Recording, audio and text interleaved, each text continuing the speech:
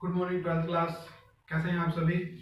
As you all know, हमारा जो chapter अभी चल रहा है कैपेसिटेंस फर्स्ट यूनिट का, उसका हमने कुछ टॉपिक्स किए थे पहले और जो कि कैपेसिटेंस से रिलेटेड थे।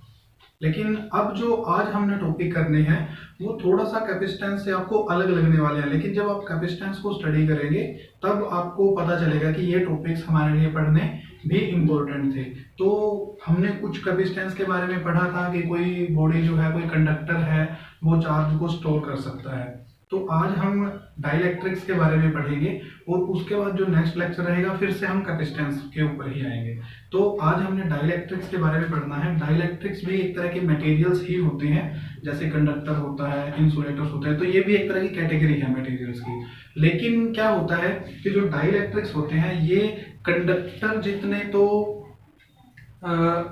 कंडक्ट नहीं करते हैं इलेक्ट्रिसिटी को, इलेक्ट्रॉन्स इनके अंदर से फ्लो नहीं कर पाते हैं, और इंसुलेटर जितना अपोज भी नहीं कर पाते हैं। तो होता क्या है एक्चुअल में कि ये कंडक्ट नहीं कर पाते हैं इलेक्ट्रिसिटी को, लेकिन जब ये किसी एक्सटर्नल इलेक्ट्रिक फील्ड में रखे जाते हैं तो इनके ऊपर चार्ज इंड्यूस हो जाता है। इनके सरफेस के ऊपर हमें चार्ज दिखाई देने लगता है, चार्ज इंड्यूस हो जाता है। उसको हम मेजर कर सकते हैं, उसको हम ऑब्जर्व कर सकते हैं, फील कर सकते हैं उस चार्ज को।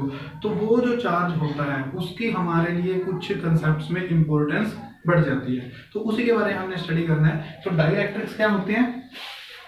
डाइलेक्ट्रिक्स की अगर मैं डेफिनेशन लिखूं तो मैं लिख सकता हूं not conduct electricity, not conduct electricity but can transfer the effect, और इफेक्ट कैसा? Electrical effect, but can transfer some electrical effect. आप इसकी ये डेफिनेशन लिख सकते हो, यूज कर सकते हो। और क्या होता है, जब भी इसको एक्सटर्नल इलेक्ट्रिक फील्ड में रखा जाता है तो इसके ऊपर कुछ ना कुछ चार्ज इंड्यूस हो जाता है।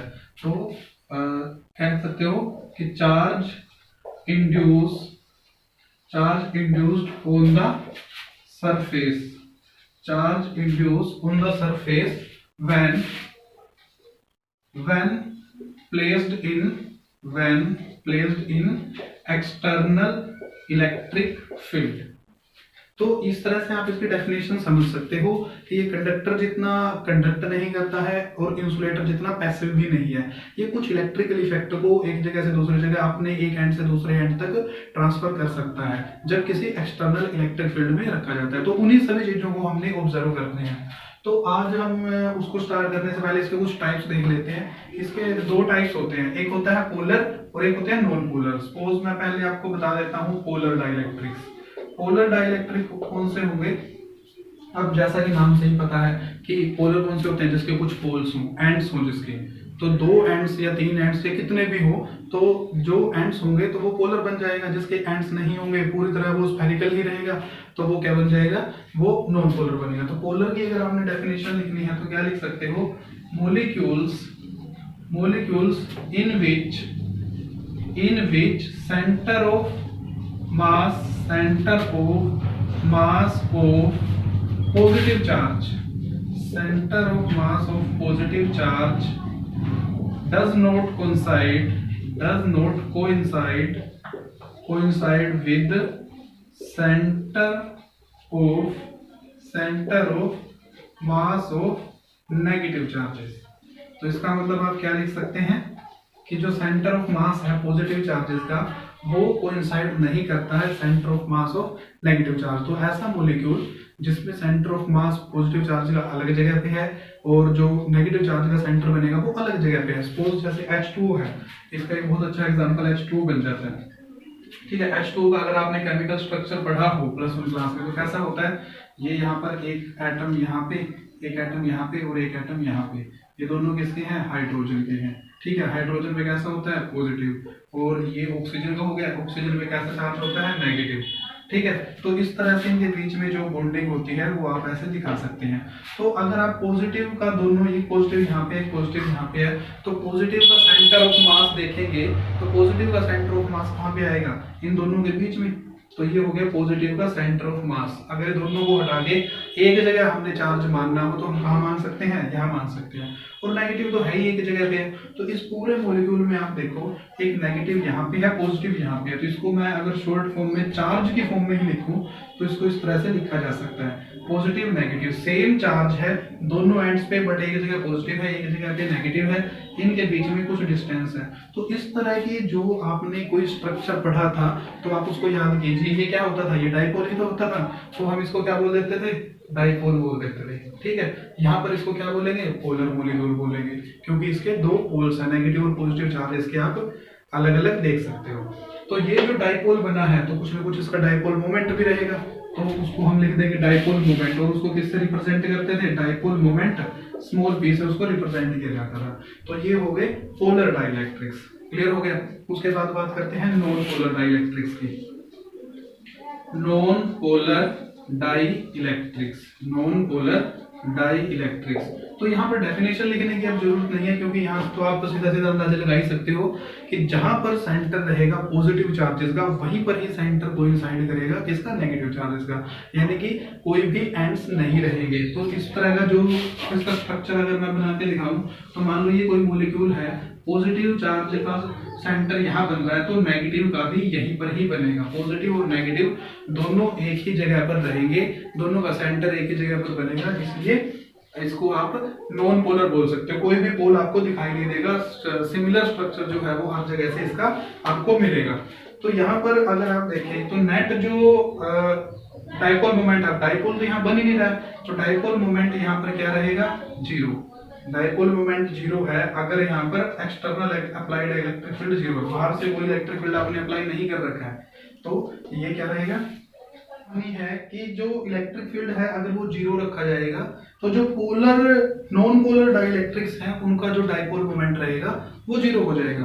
लेकिन अगर हम यहाँ पर इलेक्ट्रिक फील्ड कुछ अप्लाई कर देते हैं, सपोज कुछ इलेक्ट्रिक फील्ड अप्लाई हमने यहाँ पर कर दिया, तो यहाँ पर क्या होगा, तो इसका जो स्ट्रक्चर है वो हमें कुछ ऐसा देखने को मिलेगा। क्यों मिलेगा, क्योंकि यहाँ पर जो पॉजिटिव चार्ज है, अगर इलेक्ट्रिक फील्ड यहाँ से यहाँ अप्लाई आपने किया है, मीन्स यहाँ पर क्या होगा, पॉजिटिव चार्ज होगा, और यहाँ पर क्या होगा, नेगेटिव चार्ज होगा। तो ये जो पॉजिटिव है वो इस नॉन पोलर डाइइलेक्ट्रिक के नेगेटिव चार्ज को अपनी तरफ अट्रैक्ट करेगा। तो यानी कि जो नेगेटिव चार्ज है वो आ जाएगा इधर, और पॉजिटिव को क्या करेगा, रिपेल, और इधर वाला नेगेटिव इस पॉजिटिव को अट्रैक्ट करेगा, यानी कि डबल फोर्स के साथ ये पॉजिटिव यहाँ पर आ जाएगा। ठीक है, तो जो पॉजिटिव है और नेगेटिव है, अब आप देखें उन दोनों का जो सेंटर ऑफ मास है वो दोनों का अलग अलग हो चुका है। और ये कौन सा डाइइलेक्ट्रिक था, नॉन पोलर डाइइलेक्ट्रिक था। पहले इसके पोल नहीं थे, but after applying the electric field, external electric field, you can see the poles, तो ये भी क्या बन जाएगा, पोलर डाइइलेक्ट्रिक बन जाता है। यानी कि नेगेटिव और पॉजिटिव दोनों के बीच में कुछ अंतर आ जाता है, दोनों कुछ डिस्टेंस पर आ जाते हैं, तो ये क्या बन जाएगा, पोलर। और इसका भी क्या बनेगा, कुछ न कुछ डाइपोल मोमेंट इसमें क्रिएट हो जाएगा। तो इसका जो डाइपोल मोमेंट रहेगा P, उसको मैं नाम देता हूं induced dipole moment, induced dipole moment, induced dipole moment, ये मैंने नाम रख दिया इसका। ठीक है, इंड्यूस क्यों, क्योंकि अभी तो जनरेट हुआ है, जब इलेक्ट्रिक फील्ड आपने हटा दिया तो ये डाइपोल मोमेंट फिर से जीरो हो जाएगा, फिर से दोनों कोइंसाइड हो जाएंगे। तो यहाँ से आपने डाइइलेक्ट्रिक्स के टाइप्स को समझना है। जो टर्म हमने करनी है वो है पोलराइजेबिलिटी, जो कि इस जो हमने इंड्यूस्ड पढ़ा है, ये इंड्यूस्ड डाइपोल मोमेंट इससे ही जुड़ी हुई है। तो पोलराइजेबिलिटी क्या होती है,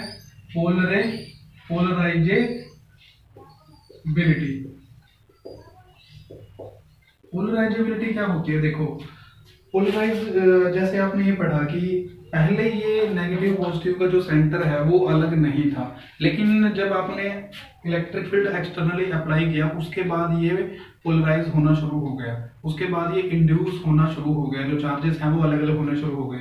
तो इस तरह से जो चार्जेस अलग अलग होते हैं इसको हम पोलराइजेशन या पोलराइजेबिलिटी बोल देते हैं। पोलराइजेबिलिटी का मतलब वो क्या है, कितना वो पोलराइज हो जाता है, कितना ज्यादा पोलराइज हो सकता है। तो पोलराइजेबिलिटी यहाँ से अगर हम देखें तो जो इंड्यूस्ड डाइपोल मोमेंट है फॉर ए सिंगल मॉलिक्यूल, मैं यहाँ पर लिख भी देता हूँ कि अगर सिंगल मॉलिक्यूल की बात कर रहे हैं, फॉर ए सिंगल मॉलिक्यूल, जो मॉलिक्यूल में डाइपोल मोमेंट डेवलप हुआ है, इलेक्ट्रिक फील्ड आपने मान लो अप्लाई किया कितना E, और जो डाइपोल मोमेंट है वो कितना डेवलप हो गया P, और ये किस में रखा है, फ्री स्पेस में रखा है। सपोज यहाँ पर फ्री स्पेस है तो इसकी परमिटिविटी कितनी होगी, एप्सिलॉन नॉट। तो जो डाइपोल मोमेंट इंड्यूस हुआ है वो डायरेक्टली प्रोपोर्शनल होगा किसके, एप्सिलॉन नॉट के और अप्लाइड इलेक्ट्रिक फील्ड के। ठीक है, तो ये डायरेक्टली प्रोपोर्शनल करके हम इनको लिख सकते हैं, लेकिन जब हम इनको इक्वल टू का साइन बनाएंगे तो एक प्रोपोर्शनलिटी कांस्टेंट ऐड करना पड़ता है। तो उसके लिए हम क्या कर देते हैं कि P इज इक्वल टू एक प्रोपोर्शनलिटी कांस्टेंट यहाँ पर लगा दिया मैंने अल्फा एप्सिलॉन नॉट E, जहां पर ये जो अल्फा है इसको हम बोलेंगे polarisability of that molecule of that material जिसमें ये इंड्यूस हुआ है। तो इसको अल्फा को हम लिख सकते हैं क्या, पोलराइजेबिलिटी। और अगर इसकी अल्फा की वैल्यू हमने फाइंड आउट करनी हो तो कितनी आएगी, dipole moment P divide by absolute permittivity and the applied electric field, ये आ जाएगी वैल्यू किसकी, पोलराइजेबिलिटी की। अगर इसकी हमने यूनिट निकालनी हो तो यूनिट भी निकाल सकते हैं। हम यहाँ पर लिख देते हैं कितनी बनेगी, जो डाइपोल मोमेंट है इसकी यूनिट होती है कूलम मीटर। ठीक है, और जो एप्सिलॉन नॉट है यानी कि एब्सोल्यूट परमिटिविटी है इसकी यूनिट भी आपको बताई थी कितनी होती है, इसकी यूनिट होती है कूलम स्क्वायर पर मीटर स्क्वायर पर न्यूटन। ठीक है, और जो यहाँ पर इलेक्ट्रिक फील्ड है उसकी यूनिट कितनी होगी, न्यूटन पर कूलम। क्लियर हो गया।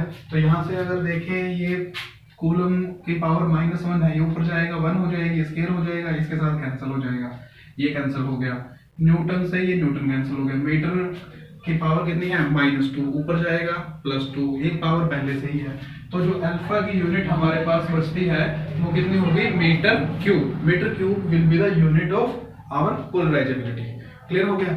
उसके बाद इससे जुड़ा हुआ एक टॉपिक आता है। अब तक हमने बात की कि जो पोलराइजेशन हो रही है वो एक मॉलिक्यूल में कैसे हो रही है। ये मॉलिक्यूल हमने मान लिया, एक मॉलिक्यूल में पोलराइजेशन कैसे हो रही है वो हमने पढ़ा है। लेकिन अब हमने करना है कि कोई बड़ा मटेरियल है जो डाइलेक्ट्रिक मटेरियल है उसके अंदर पोलराइजेशन किस तरह से प्रोड्यूस हो सकती है, किस तरह से चार्ज जो है वो इंड्यूस होगा, उसके लिए करते हैं।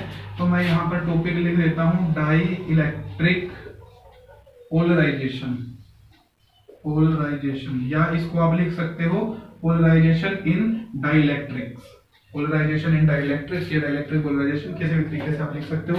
सपोज यहाँ पर ये हमने एक चार्ज्ड प्लेट रख रखी है, इस तरफ पॉजिटिव चार्ज है, इस तरफ इसके ऊपर नेगेटिव चार्ज है। तो इसका मतलब इलेक्ट्रिक फील्ड सेटअप हो गया। यहाँ से यहाँ तक कितना है उसकी वैल्यू, E0 है सपोज उसकी वैल्यू। ठीक है, यहाँ पर जो चार्ज डेंसिटी है वो कितनी है, सिग्मा, और ये प्लस चार्ज है तो इसकी जो डेंसिटी रहेगी वो कितनी हो जाएगी, प्लस सिग्मा डेंसिटी, और इसकी जो डेंसिटी रहेगी वो कितनी हो जाएगी, माइनस सिग्मा डेंसिटी। ठीक है, इसके बीच में अब हमने क्या किया है कि डाइलेक्ट्रिक स्लैब यहाँ पर रख दी। तो डाइलेक्ट्रिक स्लैब रख देते हैं यहाँ पे। तो सपोज ये हमारे डाइलेक्ट्रिक स्लैब है ये वाले, इसको अब हमने किस में रख दिया है, इसको हमने रख दिया है किसके बीच में, दो parallel plate of opposite charges के बीच में। तो इसके जो मॉलिक्यूल हैं वो कैसे हो जाएंगे, वो पोलर बन जाएंगे। तो सपोज इस तरह से वो पोलर बन जाते हैं। इसके जो मॉलिक्यूल्स हैं वो मैं इस तरह से दिखा रहा हूँ। ठीक है, तो इस तरह से आप इनको दिखा सकते हो। इसके जो मॉलिक्यूल्स हैं वो इस तरह से हो जाएंगे। हालांकि दो ही मॉलिक्यूल नहीं होंगे, बहुत सारे होंगे, हम सिर्फ रिप्रेजेंटेशन के लिए थोड़े बना लेते हैं। तो इन मॉलिक्यूल्स में क्या होगा, इलेक्ट्रिक फील्ड अप्लाई किया, एक तरफ नेगेटिव हो जाएगा एक तरफ पॉजिटिव हो जाएगा। तो इसका नेगेटिव किधर आएगा, यहाँ पे। इन मॉलिक्यूल्स का जो नेगेटिव है यहाँ, पॉजिटिव यहाँ पे। ठीक है, अलाइनमेंट ऐसे हो जाएगी, ऐसे ही नेगेटिव इस तरफ और पॉजिटिव यहाँ पे। ठीक है, ये जो मॉलिक्यूल्स हैं इसके अंदर ये बहुत ही कम्पैक्टली अरेंज्ड होते हैं, इसलिए ये पॉजिटिव और ये नेगेटिव एकदम एक दूसरे के बहुत ज्यादा नजदीक आ जाते हैं। So they will cancel out each other. ये जो बीच वाला चार्ज है कैंसिल हो जाएगा, सिर्फ कौन सा बचेगा, जो ये चार्ज है यहाँ पे इस साइड में ये बचेगा और इस तरफ ये बचेगा। यानी कि जो आपने इलेक्ट्रिक फील्ड अप्लाई किया हुआ है उसके अपोजिटली चार्ज प्लेट आपको यहाँ पर मिलती है। कुछ पॉजिटिव चार्ज दूसरे साइड में मिलेगा, नेगेटिव साइड आपको पॉजिटिव वाली साइड में मिलेगा। तो यहाँ पर जो चार्ज बना है, ठीक है, और यहाँ पर जो चार्ज बना है पॉजिटिव से नेगेटिव, एक और इलेक्ट्रिक फील्ड सेटअप यहाँ पर हो जाएगा। तो यहाँ पर इस जो इलेक्ट्रिक फील्ड को हम नाम दे देते हैं, ये हो गया EP electric field due to polarization, क्योंकि स्लैब में पोलराइजेशन हुआ है इस वजह से इसका नाम हमने EP रख दिया है। ठीक हो गया। तो जो नेट इलेक्ट्रिक फील्ड यहाँ से बचेगा, अब E0 अप्लाई कर रखा है, इसके अंदर इंड्यूस हो गया EP, तो नेट कितना बचेगा, नेट इलेक्ट्रिक फील्ड मैंने बोल दिया कितना है E, और इसकी वैल्यू कितनी आएगी, total applied minus polarized electric field. तो नेट इलेक्ट्रिक फील्ड जो है वो हमारा इस तरफ बन जाएगा। तो मैंने इसको लिख दिया यहाँ पर, E जो है वो टोटल में से ईपी हम माइनस कर देंगे तो वो हमारे पास इलेक्ट्रिक फील्ड बच जाएगा। क्लियर हो गया। उसके बाद हम क्या करेंगे, अब ये जो चार्ज आया है हमारे पास यहाँ पर माइनस में, तो मैंने लिख दिया इसकी जो चार्ज डेंसिटी है वो कितनी है, सिग्मा पी। अब सिग्मा तो माना हमने charge density of the plates, और सिग्मा पी क्या हो गया, इंड्यूस्ड चार्ज डेंसिटी, जो चार्ज इंड्यूस हुआ है उसकी डेंसिटी। इधर माइनस में है तो माइनस सिग्मा पी, इधर प्लस में है तो प्लस सिग्मा पी, यहाँ पे तो ये आ गई प्लस सिग्मा पी। ठीक है, तो इसको हम आगे सोल्व करने की कोशिश करते हैं। E is equal to E naught minus E P आ जाता है हमारे पास। आगे ये यहाँ से वैल्यू इसकी हमने पुट कर दी है। अब यहाँ से आपने एक और कुछ फॉर्मूलाज पढ़े थे और उनमें क्या था कि इलेक्ट्रिक फील्ड जो था, पिछले जो हमने प्रॉपर्टीज पढ़ी थी कि जब कंडक्टर को हम इलेक्ट्रिक फील्ड में रखते हैं तो वो किस तरह का बिहेव करता है, तो उसमें जो इलेक्ट्रिक फील्ड था वो किसके इक्वल आया था, सिग्मा बाय एप्सिलॉन नॉट, ये आया था। ठीक है, तो जो अप्लाइड इलेक्ट्रिक फील्ड है वो हमारा कितना है, ई नोट, तो E naught is equal to sigma by epsilon naught. Sigma ये है चार्ज डेंसिटी और बीच में वैक्यूम है तो sigma by epsilon note. Clear हो गया। ऐसे ही ईपी, ईपी की वैल्यू कितनी आएगी, सिग्मा पी, क्योंकि ये पोलराइजेशन की वजह से हुआ है तो ये हो गया sigma P by epsilon naught, तो ये आ जाएगा sigma P by epsilon naught. इन दोनों की वैल्यूज हम इनमें पुट कर देते हैं तो ये कितना आएगा, E इज इक्वल टू यहाँ पर हो गया sigma by epsilon note minus यहाँ पर हो गया sigma P by epsilon note. Clear है, तो E इज इक्वल टू किसके इक्वल हो गया, ये आ जाएगा sigma P 1 bye epsilon note common हो गया, 1 bye epsilon note into sigma minus sigma P.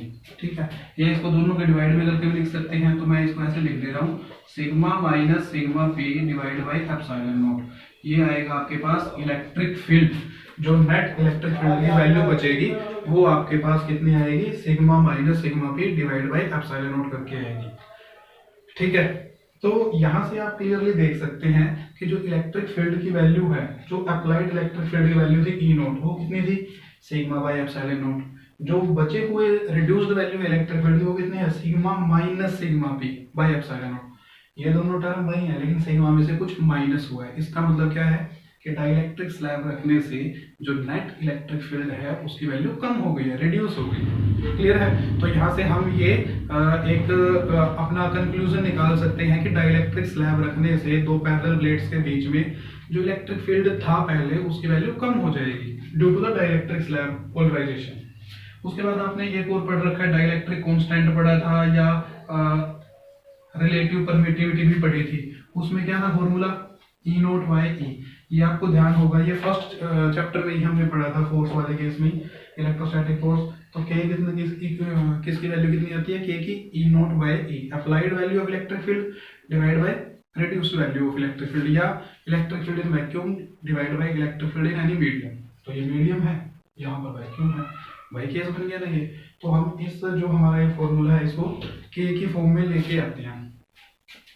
तो ई नोट की वैल्यू कितनी बन जाएगी, यहाँ से ई की वैल्यू आपने निकालनी है। ठीक है, तो ई की वैल्यू कितनी हो जाएगी, के is equal to K E is equal to E naught, E naught is equal to K E. आपको किसकी वैल्यू चाहिए, ई की वैल्यू चाहिए, तो इसको और कन्वर्ट कर देते हैं। तो कितना होगा, ये हो गया हमारे पास E naught, E is equal to E naught by K, ये आ जाएगा। ई की वैल्यू यहाँ पुट कर देते हैं तो कितना हो गया, E naught by K is equal to sigma minus sigma P divide by epsilon naught. ठीक हो गया। ई नोट की वैल्यू ये वाली भी होती है, हमें पता है डेंसिटी की फॉर्म में सिग्मा बाय एप्सिलॉन नोट। तो कितना हो गया, ये sigma by epsilon naught K is equal to sigma minus sigma P divide by epsilon naught. Epsilon naught से एप्सिलॉन नोट कैंसिल, तो यहाँ पर कितना बच गया, sigma is equal to sigma by K is equal to sigma minus sigma P. ठीक है, के को उधर ले जाते हैं, ये वैल्यू इधर आ जाएगी, तो कितना हो गया, sigma by sigma minus sigma P is equal to K. ये आपके पास आ जाता है डाइलेक्ट्रिक कांस्टेंट की वैल्यू। तो हर एक मटेरियल के लिए उसका अपना एक कांस्टेंट होता है जिसको हम डाइलेक्ट्रिक कांस्टेंट बोलते हैं, और उसकी वैल्यू अगर हमने फाइंड आउट करनी है तो इस फॉर्मूले से हम वो दिखा सकते हैं, जिसमें आपको डेंसिटी यूज करनी है, जो प्लेट्स आपने यूज की हैं उनकी डेंसिटी आपको पता होनी चाहिए, और जो चार्ज इंड्यूस हुआ है उसकी डेंसिटी आपको पता होनी चाहिए। ठीक है, तो आज आपने यहाँ तक करना है इसको। उसके बाद हम कल इनके कुछ और रिलेशन भी करेंगे जो आपस में ये दूसरी क्वांटिटीज के साथ रिलेट करते हैं।